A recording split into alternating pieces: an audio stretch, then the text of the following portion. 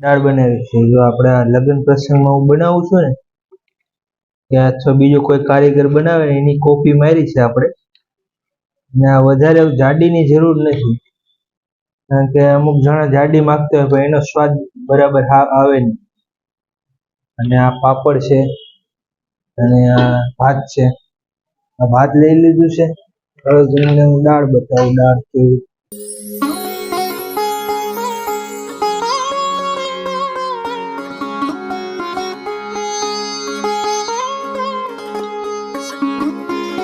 દાળ આવી ગઈ છે. આપણે આ દાળ ભાતની ડીશ તૈયાર થઈ ગઈ છે. કાઠિયાવાડી દાળ ભાત બનાવવા માટે મેં 200 ગ્રામ જેવી દાળ લીધી છે. આપણે આને કલાક માટે પલાળી દેવું.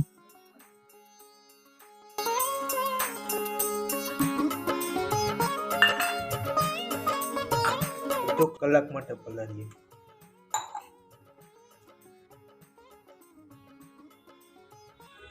તુવેરની દાળ પલાળી છે એને કલાક જેવું થઈ ગયું છે. હવે આપણે આને પાણીમાં ધોઈ અને બાફી નાખીએ.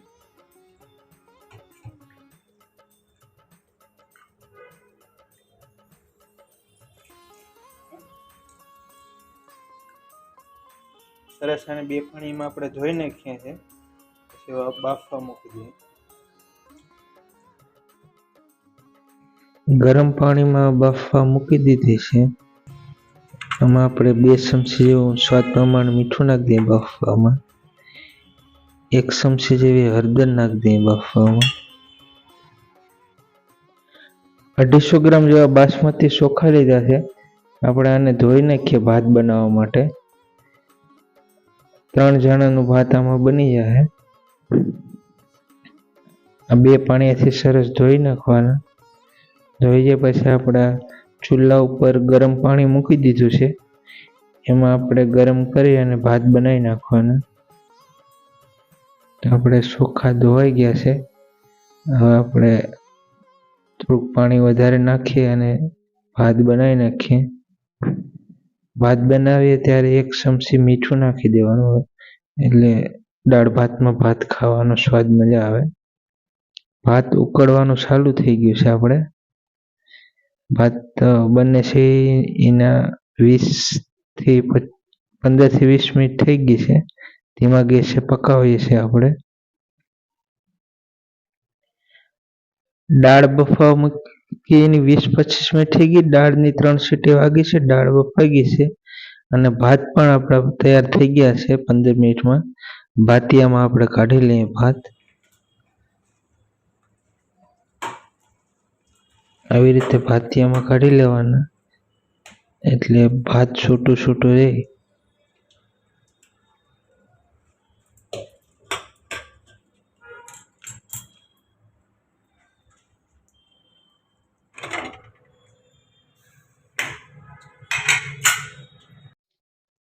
દાળ પણ મસ્ત બફાઈ ગઈ છે.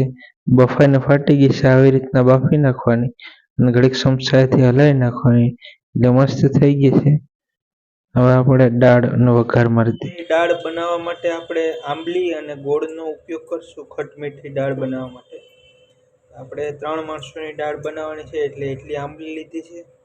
અને આ ગરમ પાણી મૂક્યું છે. એમાં 2 મિનિટ ગરમ કરી દઈએ. કાઠિયાવાડી દાળ બનાવવા માટે આંબલી અને ગોળનો ઉપયોગ થાય તો ખટમીઠી મસ્ત દાળ બને.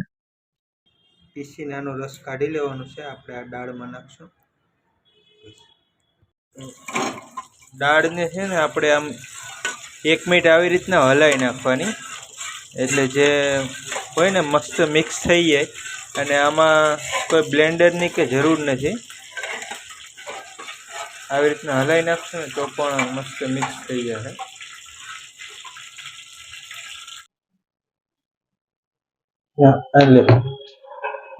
નીચે મસાલો મૂકી. તો દાળ વઘારવા માટે આ મસાલા લેવાના છે. રાઈ, જીરું, મીઠું, હળદર. પછી આ તીખાશ માટે આપણે ખાલી લીલા મરચાની કટકી જ નાખશું. લીમડો, મરચાં, તેજપત્તા, ટમેટા, આદુ, ગોળ અને ગરમ મસાલો લેવો. અને આ આંબલીનું પાણી ખટાશ માટે. તો આપણે અને આ હિંગ, એટલી વસ્તુ લેવાની છે. તેલ ગરમ થાય છે. તેલ ગરમ થઈ ગયું છે. આપણે 1 ચમચી રાઈ ફોડી નાખીએ પહેલા. રાઈને બરાબર ફૂટવા દેવાની. રાઈ ફૂટે ને પછી આપણે આ નાખશું કઢી પત્તા અને મીઠો લીમડો આપણે કાઠિયાવાડમાંથી. રાઈ ફૂટી જાય પછી નાખવાનું.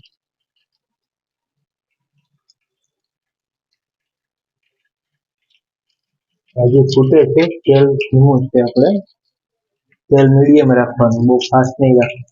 કઢી વગર દાળ વઘારવામાં હંમેશા ધ્યાન રાખવાનું કે તેલ મીડિયમ રાખવાનું, બહુ ફાસ્ટ નહીં કરી દેવાનું, તાકી મસાલા બધા બળી જાય સ્વાદની. કઢી પત્તા નાખી દેવાના.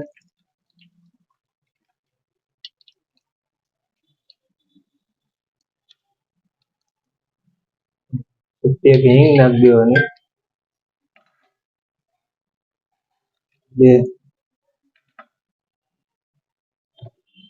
મરચાંની કટકી નાખી દેવાની છે.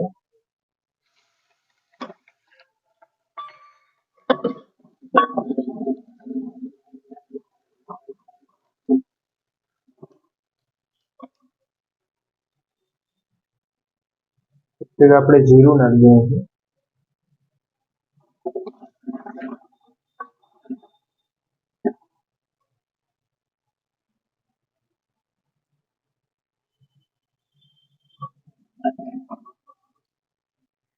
આખા મસાલા પાકી ગયા છે. હવે આપણે આમાં 2 ચમચી દાળ નાખી દઈએ એટલે મસાલા બળે નહીં.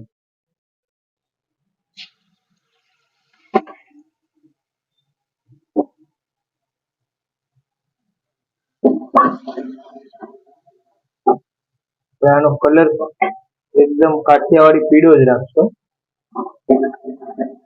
લાલ મરચાંનો ઉપયોગ નહીં કરીએ. આપણે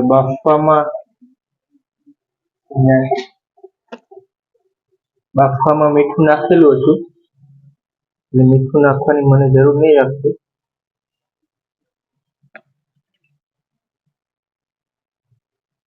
આદુ નાખી દઈએ છીએ આપણે.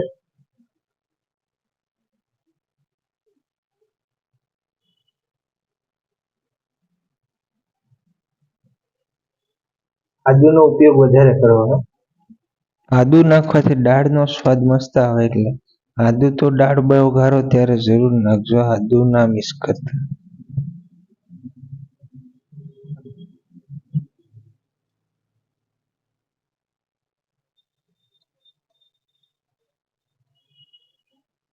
આદુ આપણે છીણી નાખ્યું છે.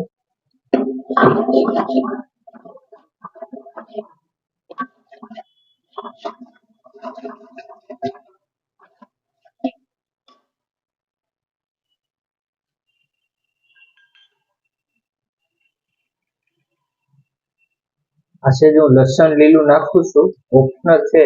મને લસણનો સ્વાદ સારો લાગે દાળમાં એટલે નાખું છું. જરૂર હોય તો નાખવાનું.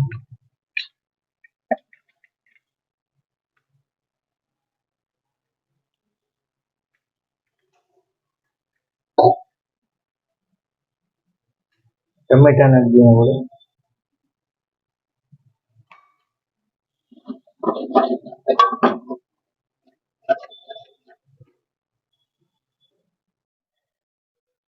એક ચમચી હળદર નાખી દઈએ આપણે. હળદરથી દાળનો કલર મસ્ત આવે એટલે હળદર નાખવી જરૂરી છે.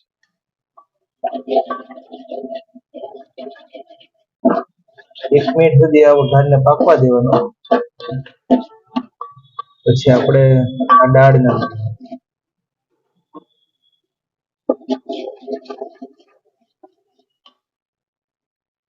થઈ ગઈ છે. હવે આપણે દાળ નાખીએ.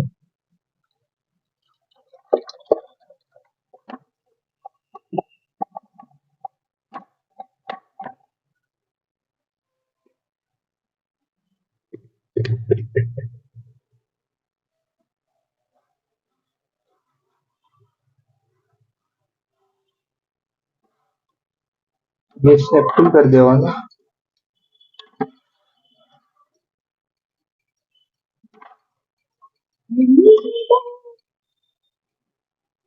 આમાં તમે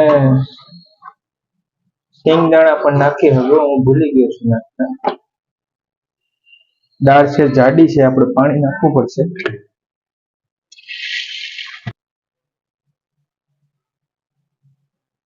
પાણી નાખી કુકરમાં જે દાળ હતી એમાં દાળવાળું પાણી મેં 2 વાટકા નાખ્યું છે. એટલે 1 વાટકો આપણે પાકતા દાળ બળી જાય 15 મિનિટ પાકવા દેવી પડશે દાળને.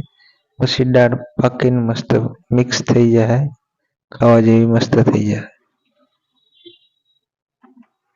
પાણી નાખી દીધું છે, એકદમ પતલી થઈ ગઈ છે. હવે આપણે આને અડધી કલાક 20 મિનિટ માટે પાકવા દેવું.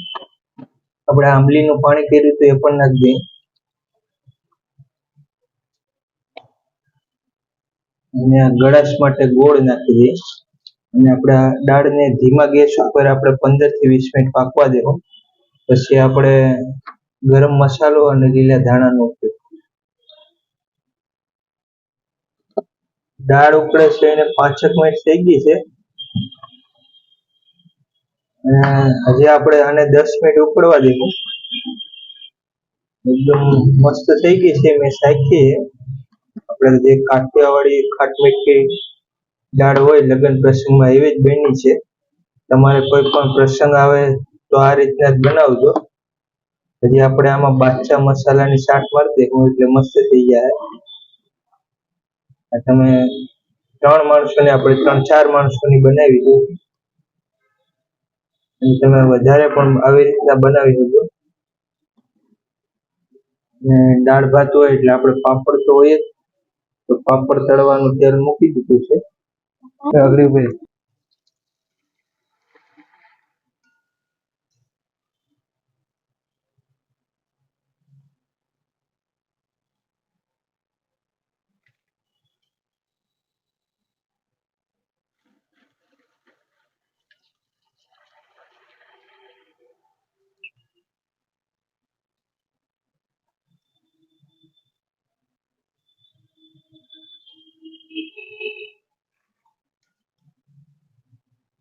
દાળ આપણી પાકી ગઈ છે અને 20 મિનિટ થઈ ગઈ છે. જો તમે એકદમ માપે દાળ છે, બહુ આછી નહીં કે બહુ જાડી નહીં. અમે આવી રીતના જ બનાવીએ છીએ. અને જો આ દાળ ઠરી જાય ને 2 કલાક પડી રહેવા દઉં તો બહુ જાડી થઈ જાય. એટલે આને આપણે આવી રીતના ગરમા ગરમ જ ખાવું. અને તમારે હવે આપણે આમાં મસાલો નાખી દઈએ, ગરમ મસાલો અને ધાણા નાખી દઈએ લીલા ધાણા નાખી દીધા છે.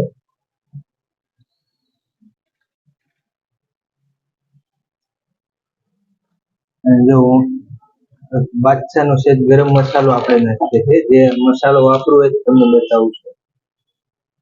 સેજ નાખવાનો, વધારે પડતું નહીં નાખવાનો.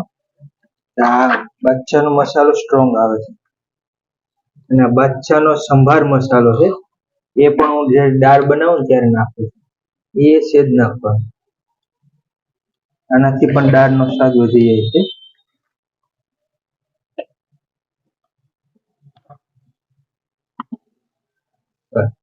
હવે દાળ તૈયાર છે. આપણે ગેસ બંધ કરી અને આને નીચે ઉતારી દઈએ. તો આપણે દાળ ભાત તો તૈયાર થઈ ગયા છે. અને આપણે એકદમ અમારે જે રસોઈમાં હું જાઉં ને જે દાળ ભાત બને ને એવી રીતના જ દાળ બનાવી છે. જો આપણે આ લગ્ન પ્રસંગમાં હું બનાવું છું ને ત્યાં અથવા બીજો કોઈ કારીગર બનાવે ને એની કોપી મારી છે આપણે. ને આ વધારે જાડીની જરૂર નથી, કારણ કે અમુક જણા જાડી માંગતા હોય પણ એનો સ્વાદ બરાબર આવે નહીં. અને આ પાપડ છે અને આ ભાત છે.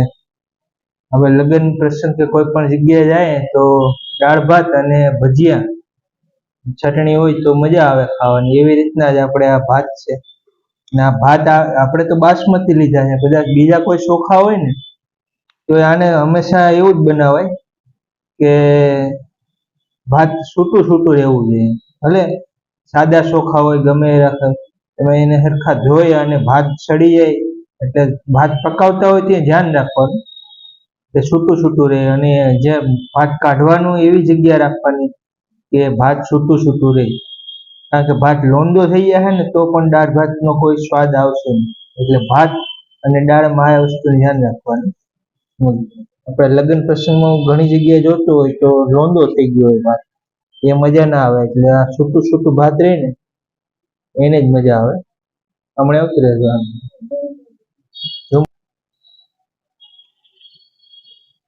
તમારે ઉર્વિશાબેન ને શ્રદ્ધાબેન ને દાળ ભાત ના મજા આવે એને ખાવાની. આપણે ભાત લઈ લીધું છે. હવે તમને હું દાળ બતાવું. દાળ કેવી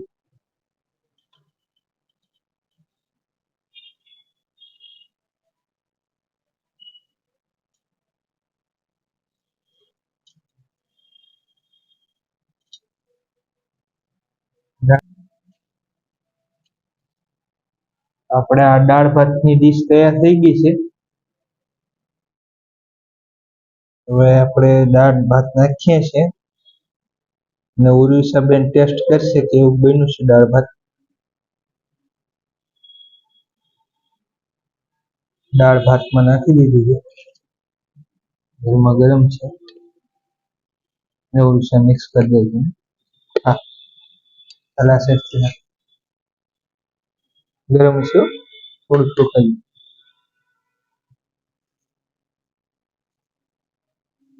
ગરમ છે.